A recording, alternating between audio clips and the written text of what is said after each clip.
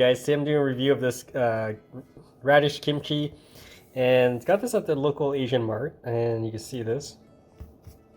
Here's the nutrient panel. We're gonna do a quick taste test. It is spicy, as you can see. It has chili powder, things like that, and yeah, let's do a quick taste test. Never had the radish version of kimchi yet, so let's open this up.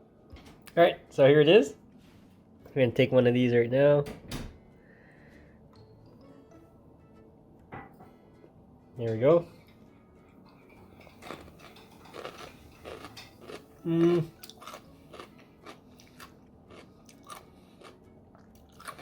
So I was expecting it to be more sour or something, but it's actually not. It has a sweet taste to it. And it has that kimchi flavor to it, and it's not sour though, but it's more like a sweet, subtle taste. Spice wise, it is kind of spicy, but it's not boiling spicy yet. But I think if you eat like 3 of these, then it'll be hot. Alright guys, stay tuned for more videos.